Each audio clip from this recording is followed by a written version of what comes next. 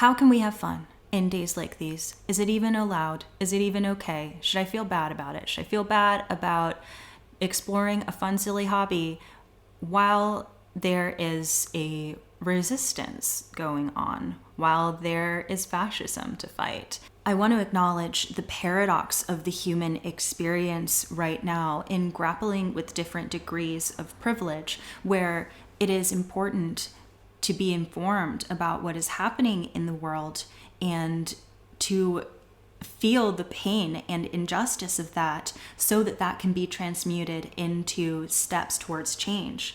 That is important. And it's also important to ground in the privilege of receiving peace that you do have. If you have a moment to watch a YouTube video, then you have space for the privilege of peace. And to experience that peace, to ground in that fun and silliness and ridiculousness, we need to also hold that vibration for the collective.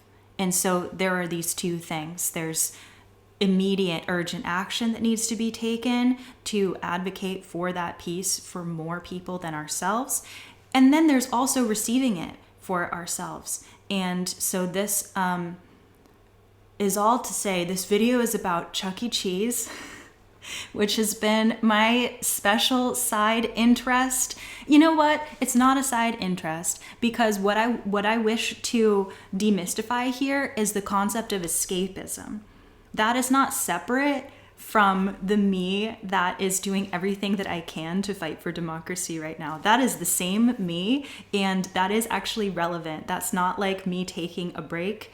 We might use a term like that for the sake of like differentiating the urgency, but it's still important. So it's not escapism because it feeds me and it teaches me about myself. It helps me connect to a sense of lightness and joy and like just that is necessary. That is necessary for the human race, not just for me, for all of us to connect to that vibration of joy. The other reason that I don't like calling it escapism is because it's literally not. You literally can't escape these systems of oppression, in particular white supremacy and patriarchy. That exists in Chuck E. Cheese too. That is perpetuated by Chuck E. Cheese too. And so I want to do something that I haven't really seen. So I want to just tell you about what I'm enjoying right now in learning about Chuck E. Cheese. It sounds so ridiculous every time I say it, and I'm just going to keep going with it. I'm going to talk about it and enjoy it, and also talk about like why it's problematic, not to be nitpicky about it, but to be forgiving of myself for receiving all this misogynistic conditioning. Yes, through these animatronics, and you have too if you've been to a Chuck E. Cheese. And I do that to celebrate the progress that we've made. Right? To celebrate the fact that I can see it now, and that is progress. So I'm just gonna roll the tape, and I hope you enjoy. So it was about a year ago that the New York Times ran an article on how Chuck E. Cheese was planning on closing the animatronics stages in all but one of its locations. This was met with public outcry because that is the heart and soul of what these restaurant amusement centers provide, is that while you're enjoying your pizza, Chuck E. Cheese and the band are playing for you in their weird robotic form. Now, here's the beauty of this. I didn't care about this until about a week ago when I got really into it. And I wasn't even sure, like, okay, I grew up in America. I've been to many a Chuck E. Cheese birthday party. It wasn't like my favorite thing because I get really into things. So when I say that I like something, I'm really into it. So Chuck E. Cheese wasn't at that level, but I have a positive association with it. I was probably quite overstimulated in that environment. When I think about it, I kind of remember this noise in my head, but overall, I had a good time, and I love arcades. I love entertainment and the arts. So good times, but it wasn't such a strong memory that I'm like, the animatronics, my favorite thing. I wasn't even sure if they were there when I was growing up. I remembered the characters, but I couldn't tell you if they were like live actors or not. This was how young I was when I went. But then I started watching videos, like deep dives of the history of these stages and the evolution of these characters and the different set pieces they would use, the different shows that would be programmed for them to perform. And I was like, oh, it was that one. I know that version of the band. And it was definitely that. Oh my gosh, I remember that purple outfit. So that was fun. That was fun to revisit. So yeah, I went down through this memory lane of like, do I care about this? Wait, yes, I do care about this.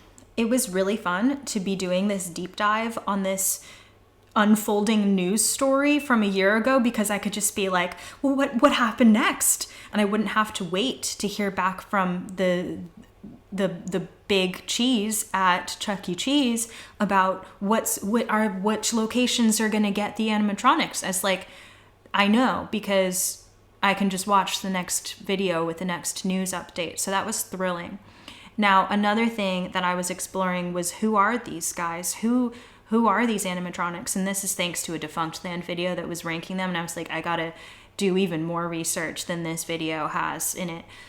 So something that stood out to me is that pretty much all of the female animatronics had the personality of flirty, as in their character bio, of like, oh, this is a flirty girl. And in particular, there was one sexy hippo who was programmed to have a bosom that goes up and down. Not only did this exist, but they specifically made an advertisement for it, like a commercial that was aimed at parents. Like, let your kids run around and play games and you get to watch this hippo. You're welcome. That was a parody, but it was not that far off from what the advert was like. And I'm like, oh, interesting. Oh, and even worse than that, there were a couple of the like country coded fellows who had little Confederate flags as part of their decorations. So here's where the fun world meets the real world, and how you can't separate the two, because I was appalled that as a kid, certainly in the 80s versions, which were before the ones that I grew up with in the 90s and 2000s, this is what you're internalizing. Just innocently watching this show is this misogyny, is these symbols of white supremacy, and that's sad and true. So you don't do that, and it's frustrating and it's sad and it makes me angry that this even happened. And it's also embarrassing to confront one's own unconscious biases and where they came from, and be like, oh, I have to make adjustments because I know that this thing that was part of my childhood that I didn't choose to be a part of in this way, that has shaped me as a person. That really matters. So that's why it's important that we continue to do that work as artists, as creators, as just voices and human beings on this earth, is to change that, is to call that out. And oh my gosh, here is another thing that really blew my mind about Chuck E. Cheese. So the co-founder of Chuck E. Cheese is also the co-founder of Atari, Nolan Bushnell. And I was like, A, that name sounds familiar. We'll get to that. And B, that makes so much sense. I can't believe I didn't think of it myself. Where, of course, the person who was making part of the company that was making the video games would also want to be in the business of their distribution at an arcade, at an entertainment center. And Nolan Bushnell had prior work experience in the theme park industry before that, my favorite, and he wanted to, that was always part of his vision, is to bring some sort of amusement park-esque experience into the world. And it turns out that Chuck E. Cheese and its animatronics and its family fun was like his actual passion. I think he's still at the company, actually. But okay, so here's why I recognized his name, because I read this book, Everything to Play For: How Video Games Are Changing the World. This is a very social justice-y book, and I remember being surprised to learn about the toxic culture at Atari and how it was the foundation for misogyny in the tech industry, especially the video games industry, but in the tech industry in general today. So Bushnell received the Pioneer Award at the Games Developers Conference in San Francisco in 2018, and this was going on during the Me Too movement. A lot of women, a lot of former employees finally spoke out against the workplace culture. And one woman in particular, Brianna Wu, who's a games developer who went on to found her own indie games company, said Nolan Bushnell deserves to be honored, but this is not the right time for it. It's easy to draw a line between the culture he created at Atari and the structural sexism women in tech face today. So the kinds of things that he was being accused of were contributing to this work, like encouraging this work culture that was inherently sexist, such as board meetings taking place in hot tubs. Naturally, all the board members were men, with junior women employees sleazily coaxed to join in the fun. Now, the fact that Wu was even acknowledging, yes, he does deserve to be awarded, but we want to take this opportunity to call out that workplace culture. It calls for this delicate duality of we still believe that this man deserves to be celebrated, and we want to also criticize what he has created through these practices that are still prevalent, because we have to call it out at some point, because if we don't, then we can't unravel it without pointing to where it came from. And so it's and then Bushnell apologized, and so like good for that outcome, and good for the awareness that has raised. And it makes a lot of sense now why the Chuck E. Cheese animatronics are so weirdly misogynistic. These things have consequences, and I don't think he was doing that on purpose, but by not deconstructing the sexism and misogyny that he had been conditioned with over his lifetime, he's then expanded it and is now accepting responsibility for that, I guess. But I think often with these things, there's too much of an emphasis on like, is he canceled? Is he a bad person or not? I think the important thing that we can take away from this is like, it is important to identify how this happens in the first place so that we can make sure that it doesn't happen anymore.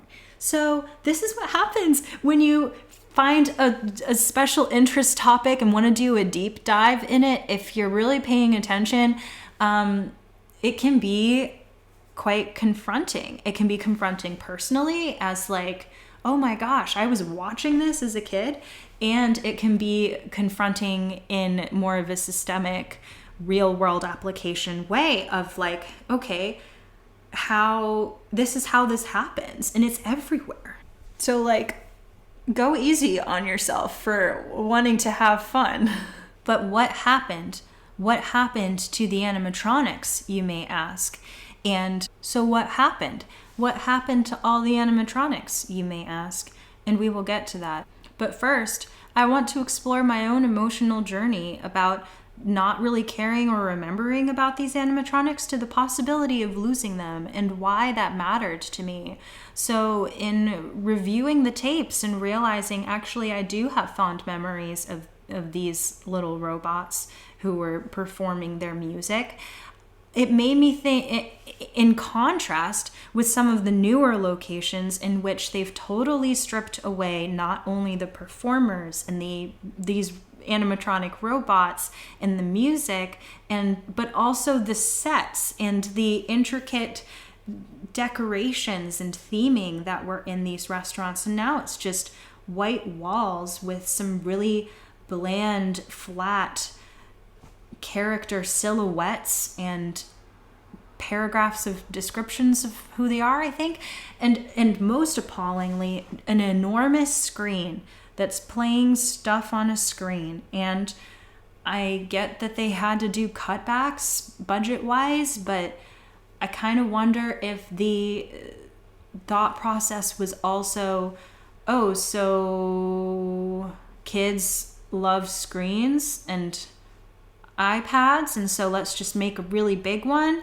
And it felt so off and dystopian and sad to me, because there's something really magical about having a 3D, tactile, moving around, clunky, weird thing that is playing its guitar for you.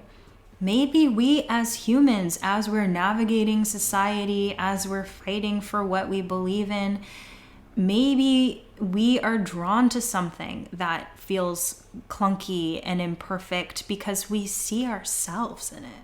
And so I asked myself, how can I apply this new wisdom to my own life? What I will be taking away from this moving forward is that I really want to prioritize tactile, in-person, hands-on experiences.